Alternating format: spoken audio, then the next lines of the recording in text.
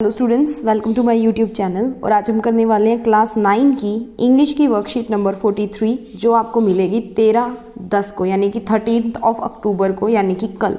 ठीक है, यहाँ पे आज हम पढ़ने वाले हैं ट्रूली ब्यूटीफुल माइंड। तो आपको यहाँ पे ये फ़ोटो देख के क्लियर हो रहा होगा, ये फ़ोटो जो है वो है एल्बर्ट आइंस्टाइन की। एक बहुत मशहूर साइंटिस्ट और फिजिस्ट थे, यानी कि फिजिक्स के अंदर इन्होंने अपनी डिस्कवरीज की थी। और साथ में आपको यहाँ पे दिख रहा है E=mc², और एक साथ में आपको ये यहाँ पे और दिख रहा है। सो बच्चे, इस पिक्चर के अंदर ही आपका जो है वो पूरा लगभग ये जो है वर्कशीट पूरी हो रही है। कि पहली बात आज हम पढ़ने वाले हैं एल्बर्ट आइंस्टाइन के बारे में, जिनका जन्म जो है वो 14 मार्च 1879 को हुआ था जर्मन के अंदर। ठीक है, अब उन्होंने क्या किया था, जो एक थ्योरी दी थी अपनी, that is special theory of relativity जिसको बोलते हैं, एंड उसकी इक्वेशन हमारे पास होती थी E=mc²। ये इसकी इक्वेशन थी जो आपको यहाँ पे दी हुई है।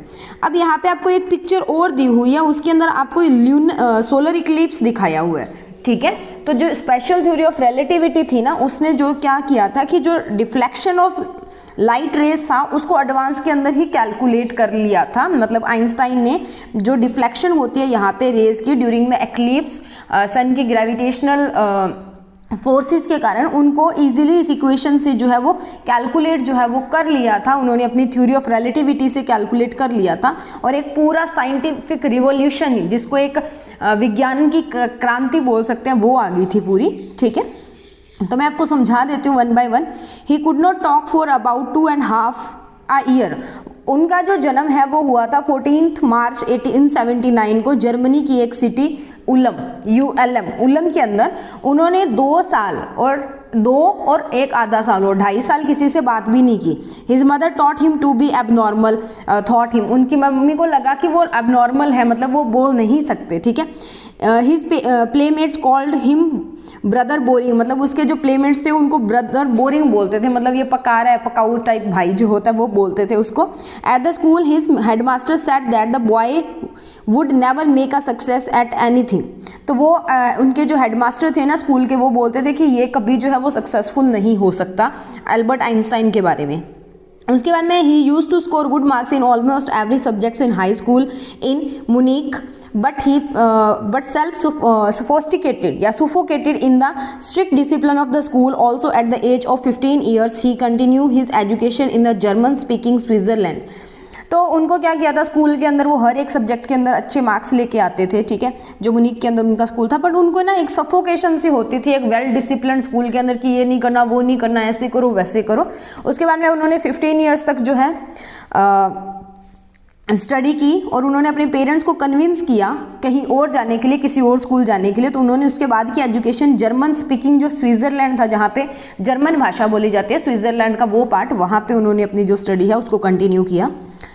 Einstein was highly gifted in mathematics and physics. Einstein जो थे वो हाईली गिफ्टेड थे, मतलब उनका मैथमेटिक्स और फिजिक्स उनकी बहुत अच्छी थी। He graduated from University of Zurich. उन्होंने ग्रेजुएशन की थी अपनी, जैसे हम बीए बोलते हैं ना, तो बीएससी या ऐसी जो डिग्री है वो की थी उन्होंने यूनिवर्सिटी ऑफ ज्यूरिख से। 1902 के अंदर he finally got a job as a technical expert in the patent office in Bern. उनको 1902 में टेक्निकल एक्सपर्ट की जॉब मिल गई बर्न की किसी ऑफिस के अंदर। While doing his job he was developing his own ideas in secret, और वो जॉब करते करते अपने आइडियाज जो वो थे वो सीक्रेटली जो है वो बनाते रहते थे। During graduation he fell in love with a fellow intelligent student Mileva Maric. उसके बाद में जब वो ग्रेजुएशन कर रहे थे तो उन्हें एक लड़की थी, दैट इज मिलेविया मैरिक, उनसे उनको जो है वो प्यार हो गया, फेल इन लव। ठीक है, he wanted to marry her, वो उनसे शादी करना चाहते थे, but his mother was against it as she was an intelligent girl and 3 years older than Albert Einstein. मतलब उनकी मम्मी जो थी एल्बर्ट आइंस्टाइन की, वो इसके खिलाफ थी, क्योंकि वो लड़की जो थी वो बहुत ज़्यादा इंटेलिजेंट थी, मतलब एल्बर्ट आइंस्टाइन से भी इंटेलिजेंट थी और उनसे 3 साल बड़ी भी थी। ठीक है, the pair finally married in 1903 and had 2 sons। उसके बाद में उन्होंने 1903 के अंदर शादी कर ली और उनके 2 बच्चे हुए। In 1905, his papers on special theory of relativity describe the world's most famous formula. It describes the relationship between the mass and energy, that is E=mc²। ये होता है ऐसे, E=mc²। ठीक है, ये बहुत फेमस फॉर्मूला है, जो भी फिजिक्स की बुक्स होती हैं, साइंस की बुक्स होती हैं, सबसे आगे देखने को मिलता है ये। ठीक है, after a few years the marriage become weak, काफ़ी शादी के कुछ सालों बाद में उनका जो रिश्ता है वो कमज़ोर होना शुरू हो गया। Mileva started losing his intellectual ambition and become an unhappy housewife, और उनका जो विज़न होता था, जो इंटेलिजेंसी थी मेलविया की, वो ख़त्म होनी शुरू हो गई और वो एक अनहैप्पी मतलब नाखुश जो हाउसवाइफ है वो बन के रह गई, घरेलू महिला बन के। In 1919 the couple finally divorce, तो उन्होंने 1919 के अंदर डाइवोर्स ले लिया। He married his cousin Elsa at the same year, और जिस टाइम उन्होंने डाइवोर्स लिया उसी टाइम उन्होंने एल्सा नाम की अपनी जो कज़न थी उससे दोबारा शादी कर ली, मतलब 2 बार इनकी शादी हुई थी। उसके बाद में 1915 he publish a journal theory of relativity, उन्होंने 1915 के अंदर जर्नल थ्योरी ऑफ रिलेटिविटी जो है वो पब्लिश करवाई। इनकी एक थ्योरी थी, it gave new meaning to the world gravity, उन्होंने उस थ्योरी के अंदर ग्रेविटी को एक्सप्लेन किया, वर्ड को बताया, नया मीनिंग बताया। इससे पहले भी ग्रेविटी आई थी, न्यूटन ने जो बताई थी, पर इन्होंने नया मीनिंग जो है वो बताया। An eclipse of sun in 1990 brought the proof that the theory was accurate, जो 1919 के अंदर एक सोलर इक्लिप्स हुआ था, सूर्य का जो ग्रहण हुआ था, उसने बता दिया था कि ये थ्योरी जो है वो एक्यूरेट है, बिल्कुल सही है। Newspaper called this work as a scientific revolution, और इसीलिए इसको एक विज्ञान की जगत में क्रांति के नाम से जाना जाता है। He receive Nobel prize in 1921 for physics, उनको 1921 के अंदर जो है वो नोबेल प्राइज मिला फिजिक्स के अंदर। He was praise for his work all over the world. In 1933 Nazis becomes a power in Germany and he emigrated to US. ठीक है, अब 1921 में उनको जो फिजिक्स के लिए, इस डिस्कवरी के लिए नोबेल प्राइज दिया गया, उसका जो वर्क है, उनका जो वर्क था, काम था, उसको पूरे वर्ल्ड के अंदर सराहना मिली। उसके बाद में 1933 के अंदर जो नाजीज थे ना, उन्होंने जर्मनी के ऊपर अपना अधिकार कर लिया, तो इसी वजह से जो एल्बर्ट आइंस्टाइन थे वो इमिग्रेट हो गए, मूव कर गए, कहाँ पे, यूएस चले गए। 5 years after the discovery of nuclear fusion in the Berlin, अब बर्लिन के अंदर जो जर्मनी वाले थे ना, उन्होंने न्यूक्लियर फ्यूजन की जो है वो डिस्कवरी कर ली थी, जिसके बाद में जो अमेरिकन फिजिक्स थे ना वो अपसेट हो गए थे। They were afraid that the Nazis could build and use an atomic bomb, तो उनको ये लगा कि उस न्यूक्लियर फ्यूजन का यूज़ करके वो क्या करेंगे, एक एटम बॉम्ब बनाएंगे और उसको लोगों के लिए, उसको डिस्ट्रक्शन के लिए जो है वो तबाही के लिए यूज़ करेंगे। On the request of colleague he wrote a letter to the American president Roosevelt warning him that an single bomb exploded in port might very well destroy some of the surrounding territory. उन्होंने, जो वहाँ के president थे, US के, America के president थे, उनको ये बताया कि एक सिंगल एटम बॉम्ब जो है, अगर उसको गिराया गया, ठीक है, अगर उसको पोर्ट के ऊपर गिराया गया, किले के ऊपर, आपके किले के ऊपर भी अगर गिराया जाता है, गढ़ के ऊपर, तो वो आसपास के जितने भी सराउंडिंग टेरिटरीज हैं, आसपास के जितने भी राज्य हैं, सबको ख़त्म कर देगा।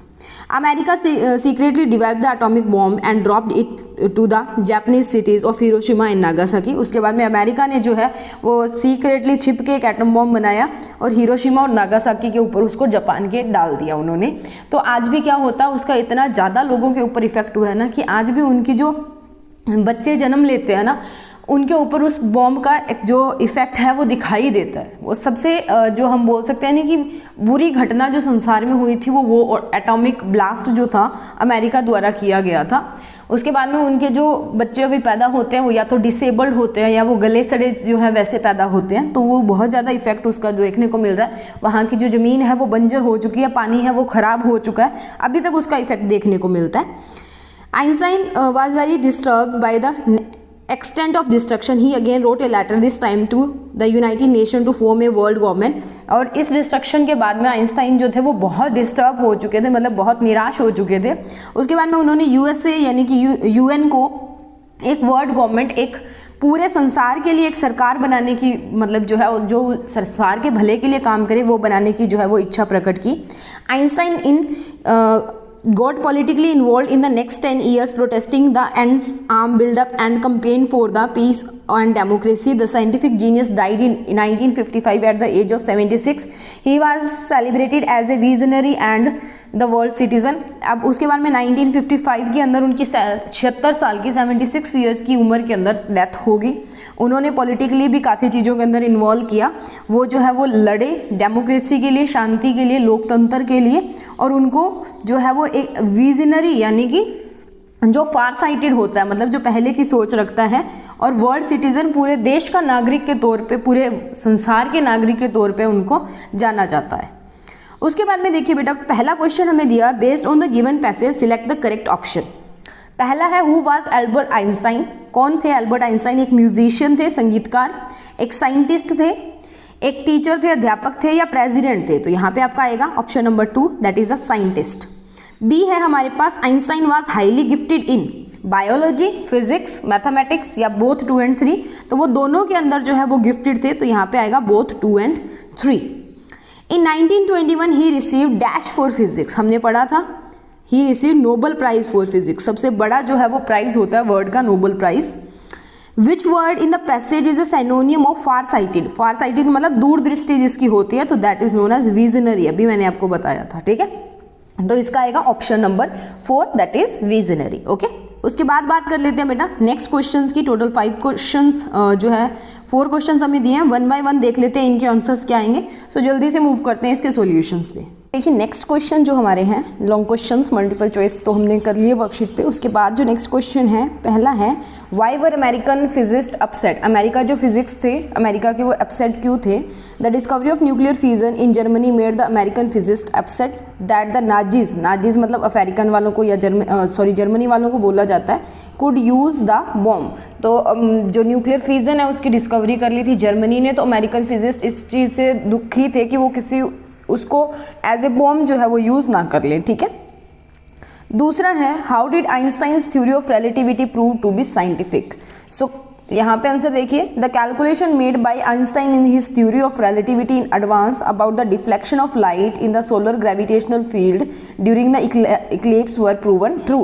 क्योंकि उन्होंने क्या था, एडवांस में जो डिफ्लेक्शन ऑफ लाइट थी ना उसको कैलकुलेट कर लिया था जब इक्लिप्स होते हैं, यानी कि ग्रहण जब लगते हैं सोलर के ग्रेविटेशनल फील्ड के अंदर। सो उसको उन्होंने पहले ही जो है वो कैलकुलेट कर लिया था, एडवांस में वो बता दिया था कि इतनी डिफ्लेक्शन जो है वो होगी। So that is a scientific revolution in the physics sector आप बोल सकते हैं। उसके बाद में है question number 3, what did Einstein warn the American president about? Einstein ने अमेरिका के प्रेसिडेंट को किस बारे में जो है वार्न किया? देखिए, Einstein wrote a letter to Franklin Roosevelt, जो अमेरिका के प्रेसिडेंट थे फ्रैंकलिन रूजवेल्ट, उनको उन्होंने लेटर लिखा to warn him the consequences of the explosion of N atomic bomb. उन्होंने उनको बताया कि एक्सप्लोजन ऑफ एटॉमिक बॉम्ब जो है उसके क्या कुछ कॉन्सिक्वेंसेज जो है वो हो सकते हैं, मतलब क्या प्रभाव जो है वो हो सकते हैं। Next moving on to the question number 4, do you think Einstein was a genius? Y?